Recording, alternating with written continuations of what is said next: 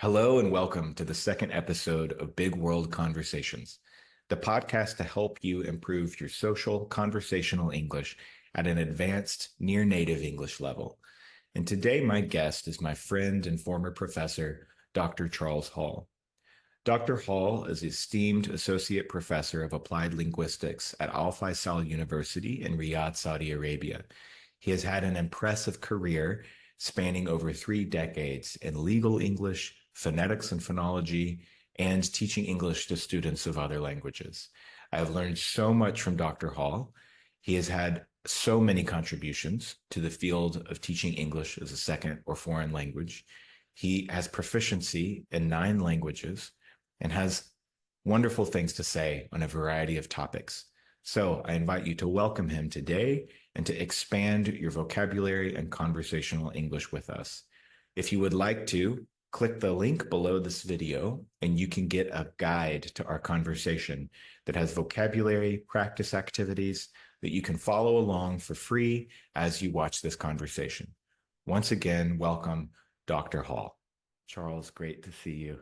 Hey, Thank you for Richard, doing how are this. you? I'm doing all right. And so you are in Saudi Arabia right now. I mean, not right now, but you're working at Al Faisal University, right? That's Right still. now, I'm in Weeki Wachee, Florida. I visited my Wow. parents and Mhm. my sister, but I actually live in Riyadh, Saudi Arabia. That's the capital of Saudi Arabia. Great. And I'm working at a private university that's mainly a medical school. That's about two-thirds of the school, Okay. right? Okay. Wow. So you're doing medical English for specific purposes, medical English, or is it? Yes, I'm actually really happy with my job because I'm doing two ESPs, English for specific purposes. I'm doing two ESPs. I'm Cool. doing English for medicine, and I didn't start it. The university started a law school about 2 or 3 years ago. And I don't know if you remember, but I spent about 20 years doing English for law. And Hmm. so I'm teaching the legal English writing for the law school. So I'm teaching communication skills for doctors, Very well, cool. doctor trainees, Yeah. and then I'm doing legal English writing or for the law school. So I'm Wow. enjoying it very much. That's so fun. And yeah, so I'll have my introduction of you, but you've had an amazing career in English language teaching, learning everything, and the legal English side of things. I have a lot of questions for you because Good. my wife and I have recently been watching the show Suits. I don't know if you have watched Suits at all. Yes, yes. But I've seen like 1 or 2 seasons of Suits. Okay. Uh, and of course, everybody knows Meghan Markle now. Yeah, right. Right. And at first I don't tend to like TV series where there are these like, alpha dogging people, hierarchy stiff, kind of like, bro, kind of that stuff. Like, Uh-huh. but my wife encouraged me to be open-minded, and now I'm sucked in. It's like I love it. It's so fun because I don't really know anything about legal stuff, so it's fun to learn. And that's the thing, it's TV, so I don't know what is like how it actually goes, in a big law firm in Manhattan, right? Like I Uh, don't, yeah. yeah. But why did It's you, yeah. Go ahead. No, no, you. Well, I was going to ask what triggered your interest in legal English originally? Because that was Uh-huh. a clear path that you took. It's When I was a kid, I was very interested in language and the law. In Mhm. other words, how does a society get people to do things? Because the interesting thing about law is it's absolutely nothing but language. Mhm. It's not like medicine where you have medicines and machines and all sorts of stuff. In law, you have language. That's it. And so I Mhm. was that. You wouldn't believe this, but at one point, I actually was going to be doing a PhD in Icelandic law, Okay, go on. old Icelandic law, so Old Norse. Uh-huh. And fortunately, I didn't get any money to study that, so I ended Okay. up at the University of Florida doing applied linguistics, which is what I'm doing now. Yeah. So, and I became interested in law. I've always been interested in law. When I moved to Memphis, the law school had an evening law school. And that was one of the reasons I took the job in Memphis is I was going to go back and get a law degree. Well, Right. as you know, the luck gods would have it, the year I arrived in Memphis was the year they shut down the part-time law school. Okay. Of course. Right. So that best laid plan went away. Right. And then the luck gods were nicer because two women came in the same year into our master's program in teaching English, and they were both lawyers Okay. who had said, I've had it. I don't want to be a lawyer anymore. It's too much. Ah, I just don't like it. I hate it. I hate it. what did they But not like about it? uh exactly what you said, the alpha Okay. dogging, the the Constant constant, aggressive persuasion. Right. oh yes, right. And a lot of paperwork. You know, Uh, most people don't realize, but most lawyers spend much more time writing than they do talking. The paperwork is phenomenal. Fortunately, AI is going to help a lot with that. It's going to yep. make it so much easier. I want to And the pick your law brain on that field, topic. Yep. the law field has jumped. They now have a very, very expensive AI that will do so much. I mean, somebody saw a thing there, and so they have AI that can do research for you. They can create letters for you. They can create summaries. They can do everything that originally, almost everything. I'm exaggerating a little bit. But They can almost. do everything that the first year not partners, but the first year employees in a big law firm usually did. Wow. Right. If you've seen Suits, you know how they sit around and they're always sort of like doing case briefs. They're looking stuff up for the advanced lawyers, for the partners, Yeah. you know. And Yeah. now AI can do a lot of that work a lot faster Mhm. and free. Well, not Right. really free since you have to pay for the program, Far but less expensive. it's a whole lot cheaper than I've forgotten the guy's name in Suits, the one who didn't go to Harvard.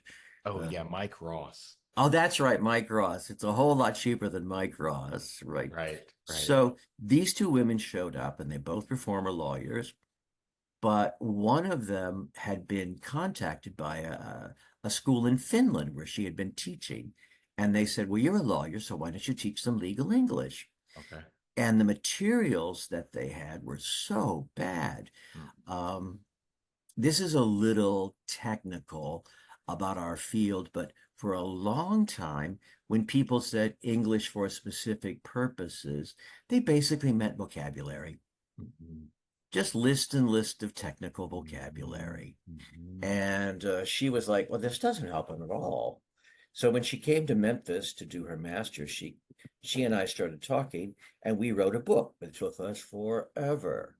Mm. And then we became a pair that would travel the world for the US State Department, some other people, doing workshops for both lawyers, judges, prosecutors, legal English teachers, and law students. Wow. And that was wonderful. That was Yeah. so exciting. That sounds fun. That Yeah. sounds fun. Yeah. And that So, was State Department stuff, right? yeah, that's Yeah. most of it was State Department. Some of it was Mhm. private, some of it was university related. Right. In other words, a university would hire us to come do a couple of weeks seminar or something. So Right. it all Right. depended. But through that, I did a whole lot of investigation of different law systems. Your students probably come from all sorts of different legal systems. Right. And it's really interesting because unlike medicine, again, I keep comparing it to that, everybody, when you have tonsillitis in English, Farsi, or in French, it's tonsillitis. Hmm. But a simple word like judge Uh-huh. doesn't mean the same thing around the world. Right. Right. Right. So Right. you can't translate. You have to really understand and interpret. Mm. So I find it really exciting. Okay, that's cool. That makes sense.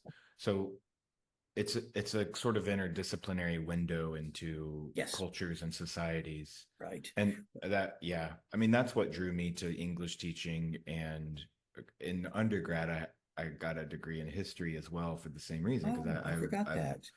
yeah, and for the same thought that it's you can study the history of anything, right? And um, so I've never thought about legal English that way before. That's really cool. Yeah. Yeah, What it's what yeah. go ahead. No, no, after you. What were some surprising things like throughout your career that you've learned about different um, judicial systems and different cultures and societies? What were some, I guess, surprising moments or surprising work? Anything like that unexpected?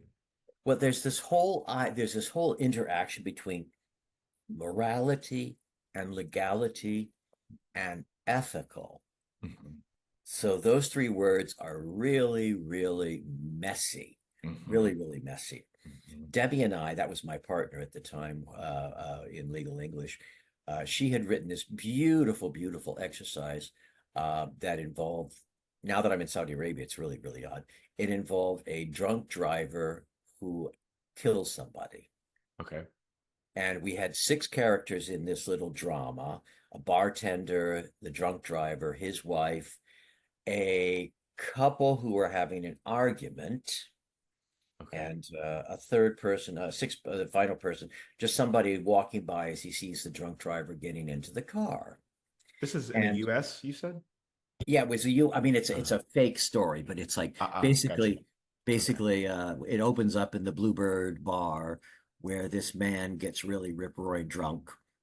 And then the bartender says, "Hey, I'm going to call you a taxi." The guy says some nasty things and runs out the door and hops in his car. His wife she just looks like, okay, fine, whatever. It's once again, here we are. And she calls her sister to be picked up. So she clearly knows what's going to happen.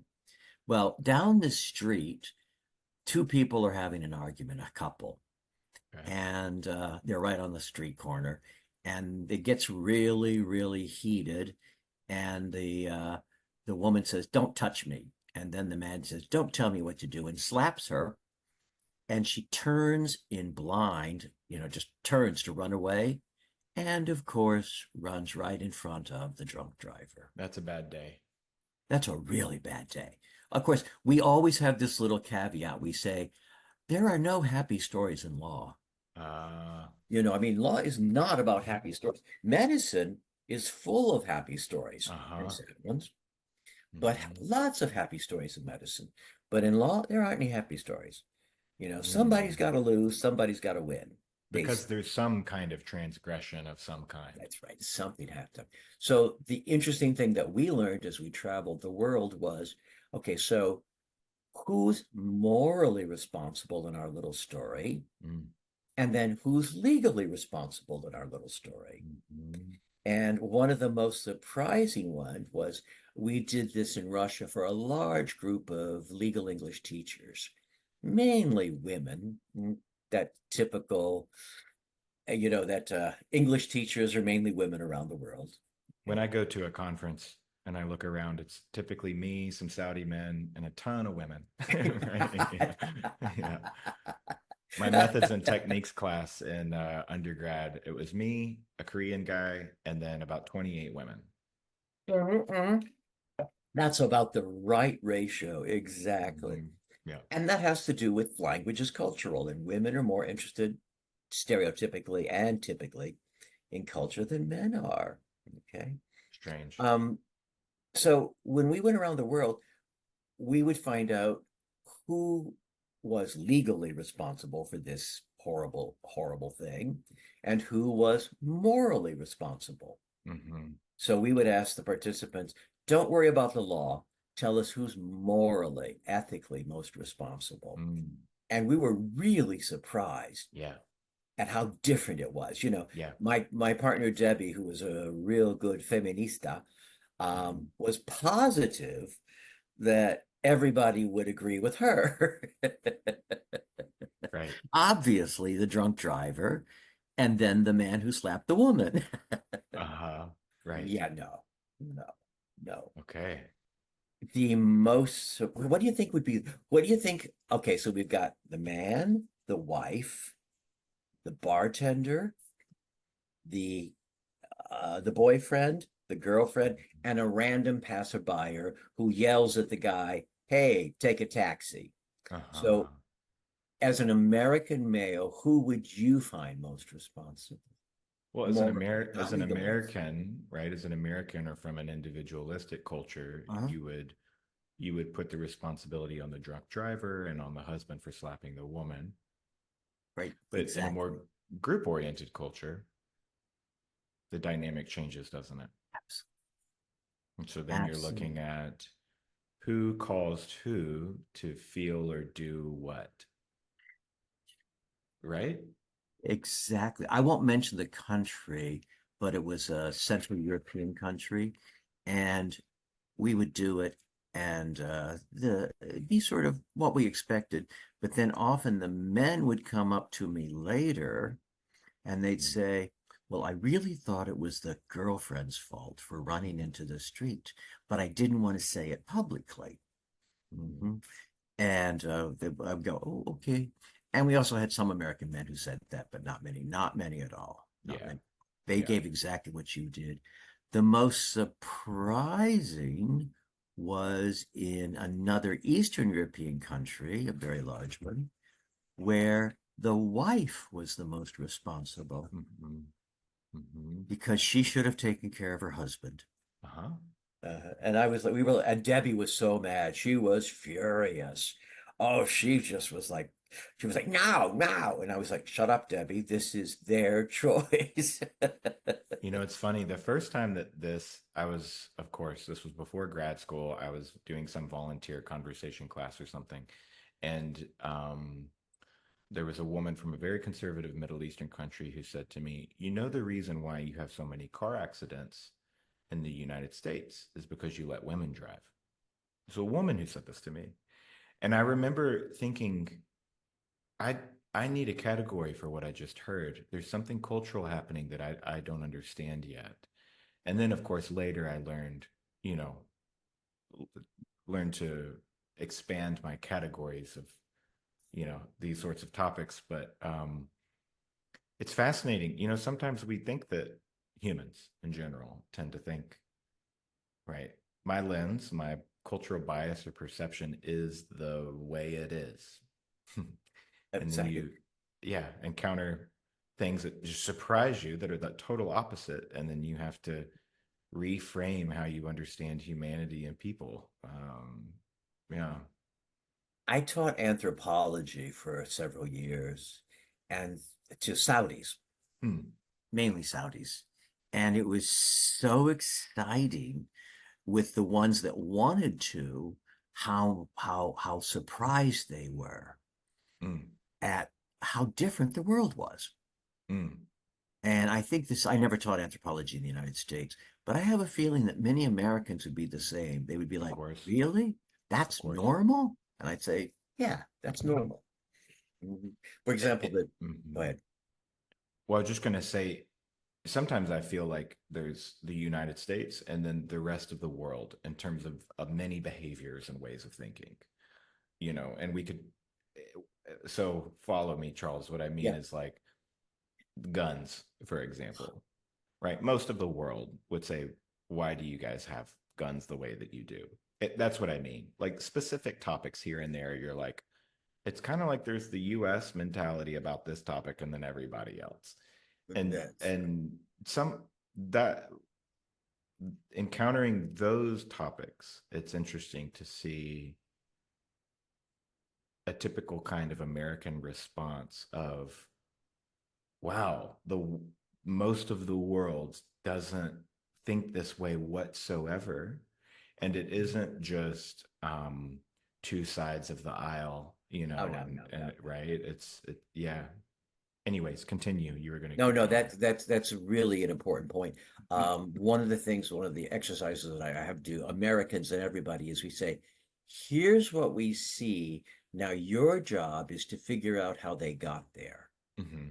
So you go backwards. It's sort of like a math problem. Hmm. What did they have to believe to reach this conclusion. And we do that with guns.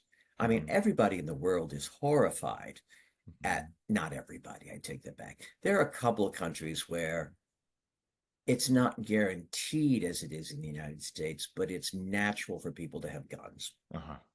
And Right. there's a lot of gun violence, some horrible places. Um, Right. there's a very southern African country where a lot of my medical students go to study. They do a residency in emergency medicine Mm. because they have so many gunshots Yeah. and gun wounds, just like in the United States, that they get lots of practice. Okay. Uh-huh. But for the most part, we go, what would you have to believe to get to this point? Just like you said, women driving. You know, I live in Saudi Arabia. That Mhm. was the last country in the world to officially allow women to drive. Mhm. And I remember talking to some guys, and I would say, "Tell me why." Mhm. And of course, they would start with, "Well, it's just right." And Right. they would say, "Work backwards with me. How Right. do we get there?" Right. Right. Uh, it's interesting because when I got to Saudi Arabia, they had a lot more car accidents than we did, a Mm. lot more. When Yeah, I it's a first big got to, problem, or was a big problem. I don't know, but I've oh, it heard was from Saudi horrible. friends it's a huge problem. Oh, horrible. When I got to Saudi Arabia, one out of every three hospital beds was filled with a car accident. One in three. One in three, one in three. Right. That's no longer the case because they've instituted some very, very, we would say draconian, but they would say normal penalties. You know, Right. you run through a red light and the policeman sees you, you go to jail. Right. You don't just get a ticket, you go right to jail. Right. Uh, Right. and now there are cameras everywhere, which I love. Wow. Yeah. Yeah. Um, Wow. and the quality of driving in Riyadh has changed so much. Wow. And consequently, the number of car accidents and the number of patients in hospitals from car accidents. So I have literally witnessed this phenomenal change from, we would have called it the Wild West, even though it's the wild Middle East, to not quite American standards of driving, Mhm. but getting close. You know, Okay. Americans are worse than, for example, like Scandinavians. You know, they're Sure. like the best. Hmm. And of course, you live in Memphis, and I lived in Memphis, and it's not quite up to American standards in driving. No, it is not. And I'm a cyclist, and I have to be very careful, Oh very, gosh. very careful. Yeah, so I'm super aware of it. Whoa. You know, Memphian, well, Americans, Memphians, we're texting and driving, we're distracted. It's one of the pros of a place like Amman, Jordan, for example. If you think about the traffic there, you know, from what I understand in Amman, if you begin to move over in somebody's lane and the person that you could hit doesn't honk at you, it's their fault if you hit them. Right? And so you have to I love that. You have to have that you have to be super aware and defensive. Otherwise it doesn't work, right? Doesn't And work. so people tend to be better at driving in a defensive sense. But in the US, our laws and our lanes are so clear and direct and specific that I feel like kind of my theory is that people tend to just sort of rely on that. Like no one's going to just ride into my lane without blinking and looking. And of course they do. So I can just shoot this text off to my friend while I'm driving. And there's this, almost like con of having such a formal, directed sense of traffic. But yeah, Scandinavians, right? I mean, a driving test is probably 500 questions, and it's like you have to go to school almost to learn how to drive. Like, Oh, you do? You have to take, oh, I've forgotten how many hours of expensive driving lessons you mm-hmm, have to take. Same thing in Germany. And you mm-hmm, know, in Germany, which is changing a little tiny bit, but if, for example, you're in the city and you're at a zebra crossing, a crosswalk, as we'd say in America, Hmm. and you even begin to look like you're about to cross the street, I mean, the cars stop instantly. Hmm. They just go boom. Hmm. There's no question about it. Hmm. And I sort of call it the zebra crossing test. How Hmm. quickly do cars stop, or how quickly do cars try to get past you before they have to stop in different countries? And there's some That could be. clever city planning in is it Denmark? I can't remember where, but basically they did an experiment where they took a pretty busy intersection and they just more or less turned the whole intersection into a pedestrian space Really?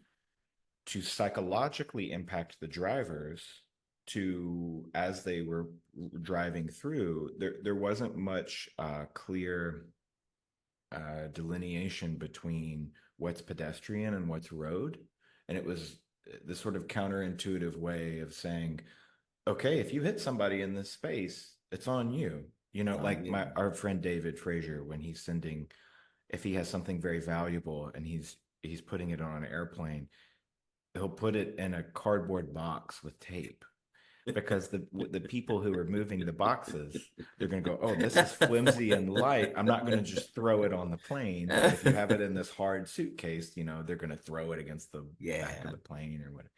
Oh, So that's I guess. Yeah, David's an interesting person for having lived. How long did he live in Turkey? 20 years, 25 20 years? years, 20 20 years. years in Turkey and then came Hmm. back. Hmm. Hmm. Hmm. That's a really, yeah. You know, David was one of our first master students. That's right. That's That's right. right. And He he's had just probably graduated from college in California a long time ago. and he's probably sent 30 people to the grad program. I mean, just Absolutely, at referring one least. after another We should pay him a commission. or something. Well, Send him no, I'm a no gift longer card. connected with the university, so I'm not paying anybody a commission. Right. Exactly. Right. So Although you're yeah, go ahead. no, no, you go ahead. You've let me No, go ahead many times. no, no, no. That's because I am obnoxious and pushy. So you're at Al Faisal University in Mhm. Riyadh, and are you still doing training through the State Department as well, or anything Yes, I else? have done some. The problem is when I was at Memphis, the university and especially the Department of English was happy to let me go away for 2 or 3 weeks during the semester. Hmm. And where I am now, they're not quite as flexible. Okay. So I've had to limit my programs very much. Got it. Last year I was so upset. I was offered a 3-week program that was going to be in Fiji and Tahiti and Samoa. And I had to turn it down. Oh, Charles, that's heartbreaking. Oh, that hurt. That really hurt. Oh, that's heartbreaking.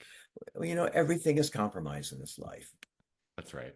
And so, I have a very pleasant, simple life in Riyadh. Hmm. I really like my job at my university.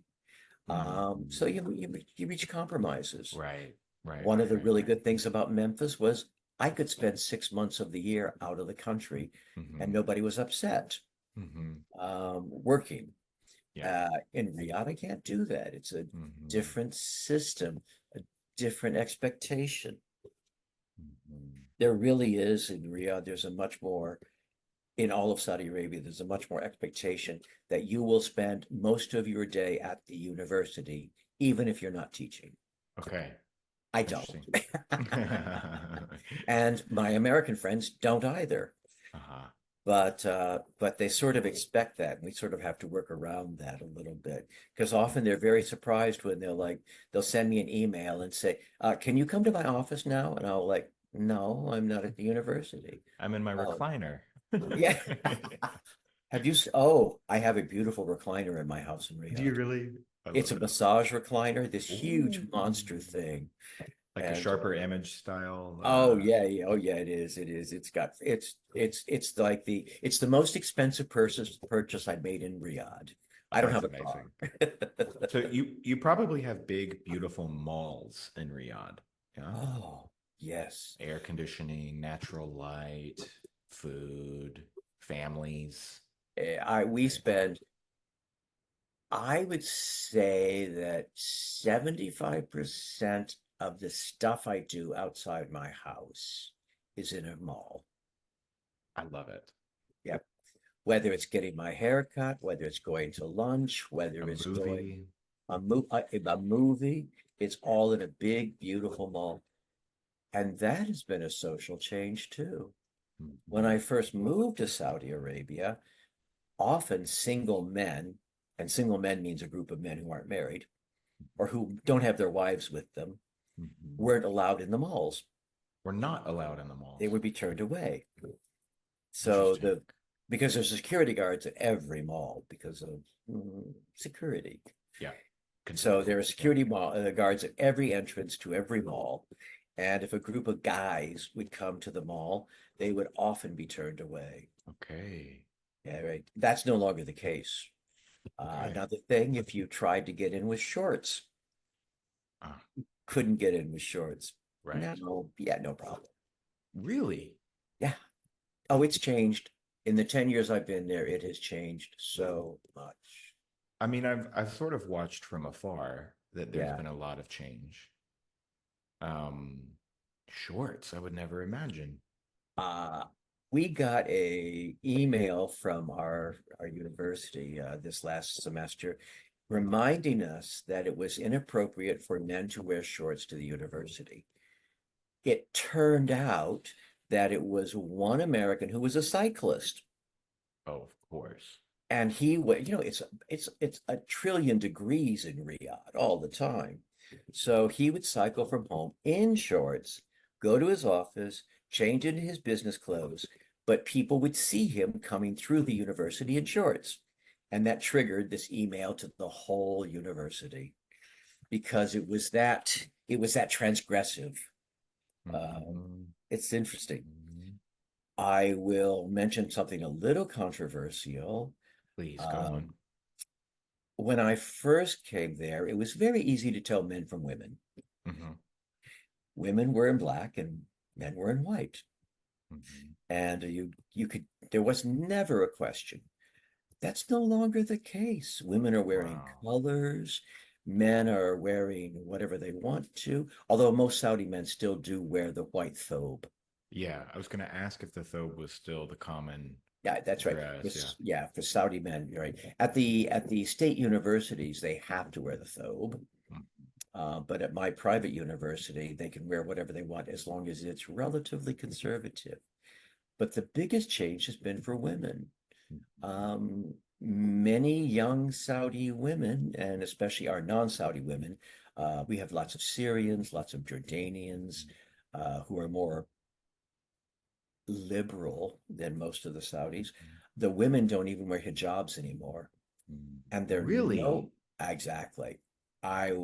First time I saw a woman without a hijab who wasn't foreign, I was like Aghast, aghast, aghast. And there are still many people who are not happy with it, of course. of course. Because the But the it amount of change in such a short amount of time, there are still, I'm sure, many generations who are very upset. Yeah? oh, not just generations, but even young people. Wow. So we've got 18-year-old guys who are horrified, Wow. and uh, and at the same time, we've got 18-year-old guys who think they're citizens of the universe, Uh-huh. which is Right. really interesting. So it goes back and forth. This whole idea of now we're back to what's normal, what's acceptable. Mm-hmm. Like there was Mm-hmm. never a law, for example, in Saudi, that foreign women had to wear the hijab. Mm. They never had to wear the hijab. They did have to wear the abaya, the cloak, Yeah. and it really is. It's like I call it the Harry Potter cloak Yeah. because it looks like that. It looks more like it. But they were very tightly. Now the young, especially young Saudi women, if they wear an abaya, it's wide open, and it really Okay. does look like an academic robe rather Yeah. than. Yeah. A And many of commencement them have robe. given Yeah. it up. Wow. And at the same time, in the same class, I will have an 18-year-old girl who has gloves the niqab, hijab, and all I can see are her eyes. It's So almost it's, like more go ahead. like Turkey in many ways, you know. I mean, you walk Yes. down the street in Istanbul and you'll see someone, fully covered, and then next to them, a woman in high heels and a miniskirt.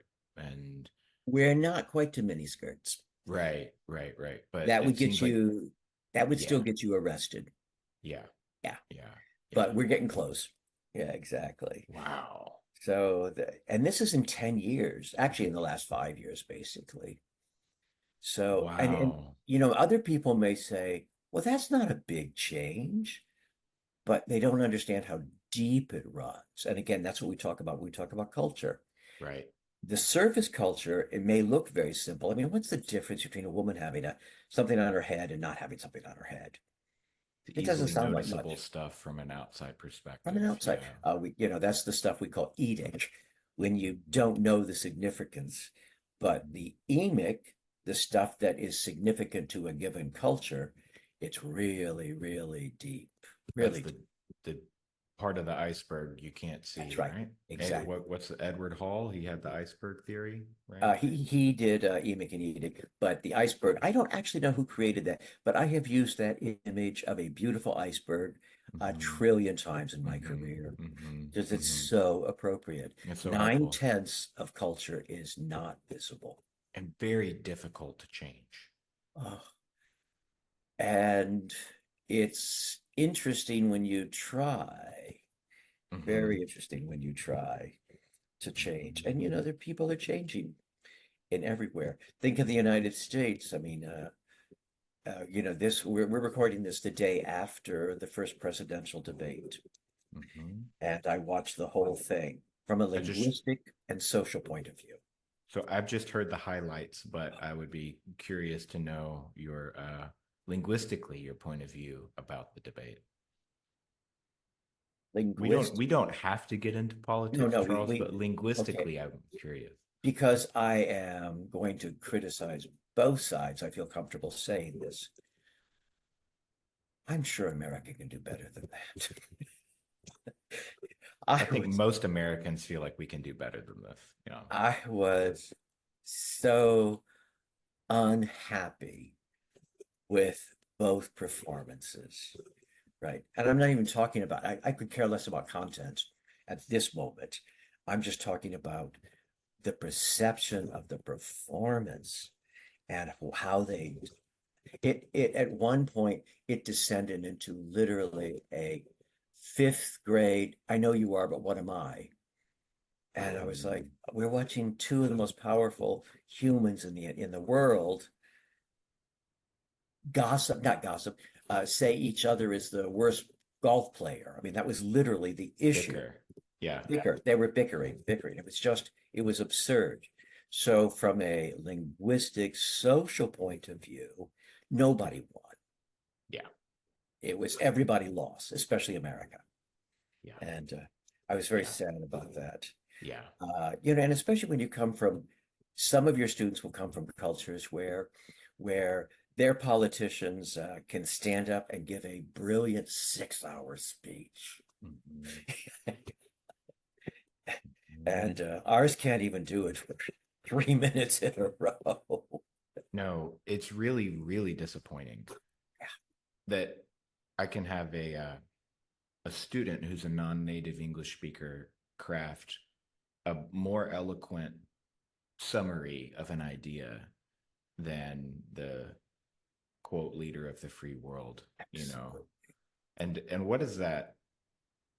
So many interesting things, thought experiments you can make about what does that say about power, hierarchy. I mean, it's yeah, that's a whole big thing to unpack. And I also want to ask you your opinions about AI because what is more relevant and immediate related to language and what's affecting all of our lives.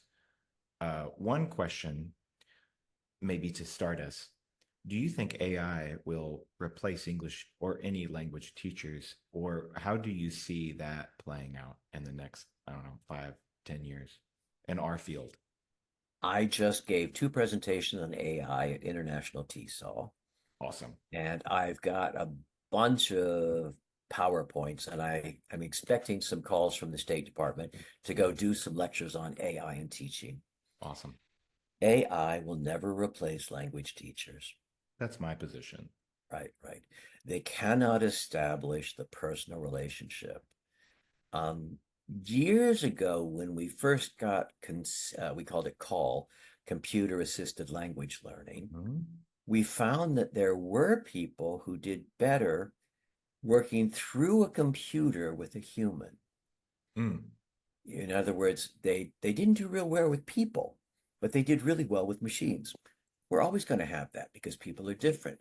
And these Mhm. people are going to latch onto AI so they don't have to deal with humans.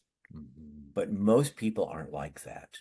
Right. Most people want that relationship, and AI will never be able to be as culturally adept as a good language teacher. Mhm. And when Mhm. you're teaching and you can see that something's not working, you can switch. You can see that you have to be careful about this student because that student looks like he's just about to get upset, and you can Mhm. do something to boost his or her ego. AI can't do that, and it won't be able to do that in the foreseeable future. Well, and I even just think about my audience and my niche of students are the whole point of Big World English is to help those C1 level, B2 level professionals who have speaking anxiety and imposter syndrome because Yes. Yes. when they're A1, A2, B1 and they're in English class at university, their natural comparison of their abilities are just other students that are at the same level humming Right. along with them. Then they get to B2, B2 plus. Now they have just good enough of a level to go get a job internationally. Now all of a sudden they find that they're in an office with C2 speakers and they're just naturally comparing themselves all the time, Yep. and this massive linguistic gap between them and their colleagues who they have to work alongside with 8 hours a day every day. And the psychological challenge, in my opinion, and I would love to hear more of your perspective there, to me is far greater than the challenge of how will I learn, the third conditional or this advanced vocabulary or whatever. Absolutely. It's a mindset confidence thing. And when I think about just with my own business, my students are not afraid to speak to AI. They're Right. afraid to speak to a human being that might judge Exactly. them, And that was right? what we learned 30 years ago with call. And AI is even going to make that more. And that's where your C1 students are really going to benefit from having Mhm. special kinds of tutoring with AI. I mean, it's a simple exercise like the your C1 student says, "Hey, this is the way I would say this, Gemini." Gemini is my favorite AI at the Mhm. moment. At the moment, it's probably going to change. Hey, this Mhm. is how I would say this, Gemini. How would a C2 person say this? Mhm. And they get instant feedback. Oh, and in terms of enhancing language teaching, there's Oh, no question that, no. like, just a graded reader, Charles. It used Ah, to be that if I wanted to get a graded reader for my yes, A2 level students, I would have to spend $70 on one book to get the Count of Monte Cristo. I can exactly. I can go make that with a prompt right now in milliseconds for virtually for free. Basically for free. It's I've trained all of the teachers in my university in who teach English how to make good prompts. Yeah. That's the real issue right now for English teachers. It's not whether we're going to use AI or not. It's how can we use it effectively? Yeah. And the And prompts are the key. you can virtually eliminate lesson prep. You can Yes. virtually Yes. eliminate activity design. I mean, in terms of engaging a student's interest, right? If and Hmm. motivation obviously is the huge part of language learning. So, right, if I have a student who is really interested in some, kind of niche topic, Oh yeah. I don't know, it's not niche, but like ballet. I can prompt Mhm. ChatGPT to make a B1 level article on ballet with Right. with a practice activity and a vocabulary bank and an answer key in And how long did milliseconds. that take? Milliseconds. Milliseconds. Milliseconds. That would have taken you days, because Days. you don't even know the topic, so you'd have to do that. It's spectacular. No, as far every language teacher should be thrilled at the possibilities that it gives us. It's incredible. Now, we teach a lot of composition Mhm. classes, Mhm. and our real problem there is my poor colleagues are petrified because they're Americans that they Right. are Cheating. cheating. And we have to redefine, what does cheating mean? Right. Right. I'm trying to get the idea that there are two types of communication. There's communication that is creative, and there's communication that is just blah. Hmm. If I am writing a letter of request for something, that's not creative. In Right. fact, you don't want it to be creative. You don't want to write it in blank verse. You're going to write it exactly the same way every letter of request has been written, Hmm. unless there are specific reasons. But basically, so, that's perfectly fine to say, AI, write this for me. Hmm. Our composition classes are based on this very American idea of express your feelings, tell me what you're thinking. Hmm. And that's where American composition teachers get really nervous. Hmm. Because these AI are creative. Yeah, yeah, that's creative.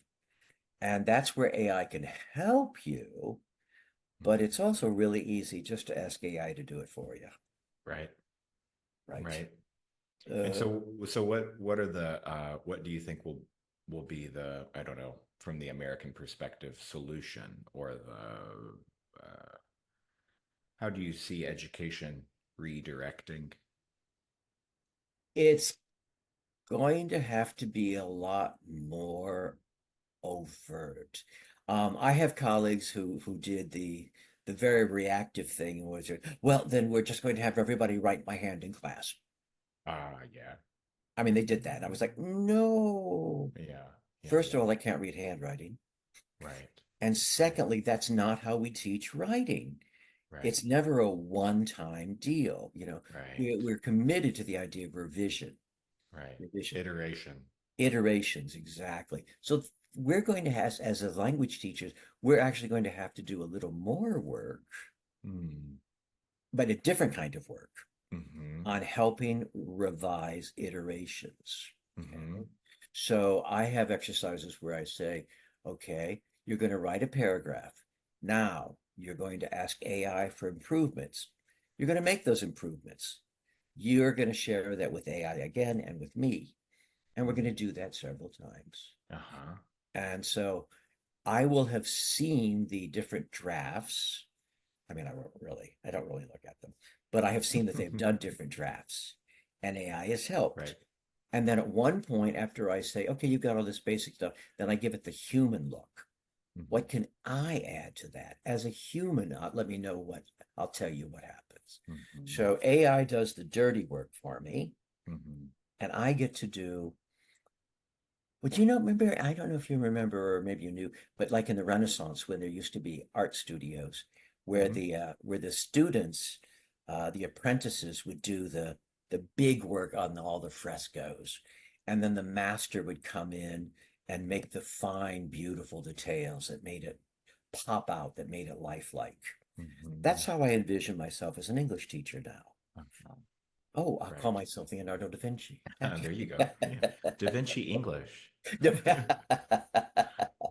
Yeah.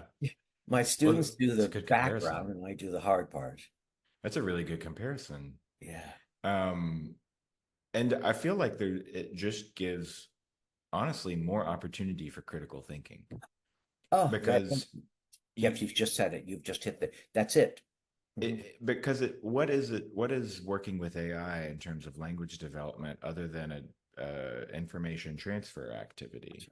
Right now, I've done this with students, actually, some students, and I have this little membership in a community, and we meet on Fridays typically. And we did this exercise last week where I gave them a picture of Paul McCartney sitting on a fence with a baby in one hand, and there was a dog, and then, and it was this kind of, the content was pretty crazy. I said, okay, I want you to um, take this image and describe it to AI, prompt AI to make this image.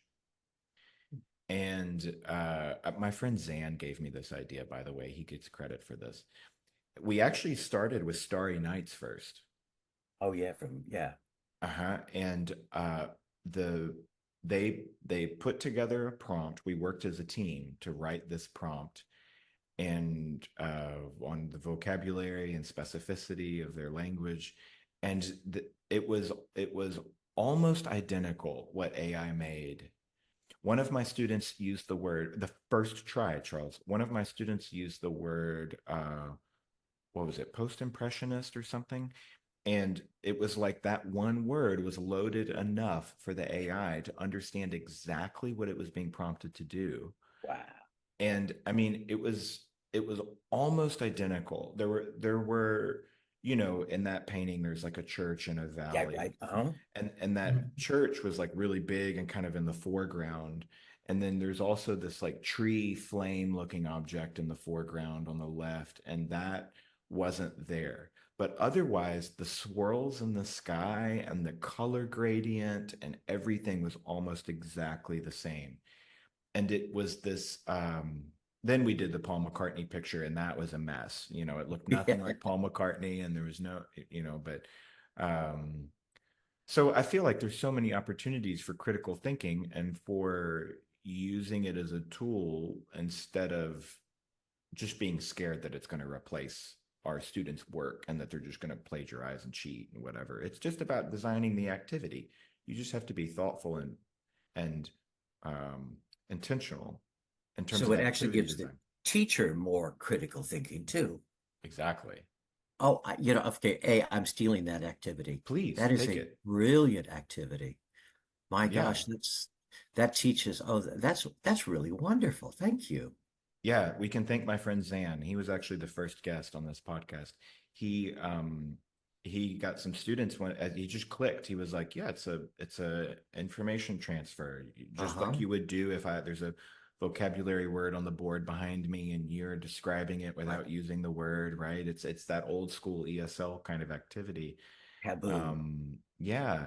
And so I'm going to do all kinds of versions of that in the future. But it took every student was so engaged in the activity, right? Because that's Penny Er's talk about X to achieve Y. We're so Right. focused on the thing that we want to achieve and pull out of this. And so everyone was very engaged. It was a fun time. Um, so yeah, I've only seen it enhance teaching. Yes. um, I'm also hoping that we all get automated cars soon. That would be a delight. I don't, I I I'm worried about the fact that not everybody will switch to automated cars. And I don't think automated and human drivers are going to do well together. it would have to be all or nothing, I Yeah, think. right. Exactly. Yeah, because I don't trust humans. Right, I'm completely comfortable with computers. right. They And rarely ever make mistakes. mhm. But And I feel like for the United States to adopt something like that, where we have very, big time individualistic oil, et cetera, it's going to have to be a market incentive, I think. It's going to have to be some capitalistic incentive. oh yeah, Otherwise, I don't think it'll ever happen. Um, you know, Denmark might do it overnight and go, see, guys, it works. And then we're all like, nope. But, we'll see. exactly. Well, of We'll course, they see. ride bicycles in Denmark, so Even better. yeah. Even I better. would love an automated bicycle. Right? That would be nice. Just driving Uh, to work. Yeah. Charles, thank you so much no, for thank you. joining me. It was great to catch up with you. And so I always learn so much when I Oh, when I I've get to learned sit so and talk much. to you. So you have a pretty busy day the rest of your day, or what's left? Just hanging with your mom and Yeah, I'm in Florida with my parents are ancient. and my mother's currently in a rehab center, Oh, yeah. and so I have to negotiate my 91-year-old father and my 90-year-old mother and my nephew who's behind me right now and my sister. So it's family, but I also have to create a couple of week lesson plans for a friend in Saudi because he's teaching a summer class for a brand new class Okay. that we're going to design together. So I Great. will be using AI a lot To do it today. in about 5 minutes, right? In about 5 minutes, I will be AIing myself. Thank you, Richard, so much. What is your son's name? Weller. Again, please. Weller. Weller. Weller. Like the surname, but it's a first name for us. Yeah. Oh, wow. Oh, Yeah. that's beautiful. I don't think I've So ever heard that yeah, as a first name. it's not common. A lot of reasons for choosing that name. One of them is that I loved it phonetically, right? So that was one reason. That's And beautiful. so many male names, I don't like the way they sound. They Yeah, end in EN, like, and it's just. right. And our last name is Dalton, so I didn't want to name him like Braden Dalton. That just sounds clunky. So Weller, is very liquid, and I like that. It Weller also means Dalton. one who draws water. It's a old Germanic word. Yeah, But yeah, so Weller is his name. that's beautiful. We'll say hi to Weller and your wonderful wife. I will. I will. And say hello to your family and have a great weekend. Charles, You we'll too. talk again soon. Thanks again. Thanks for talking to me. I enjoyed You it. Bye bet. bye. Take care. See ya.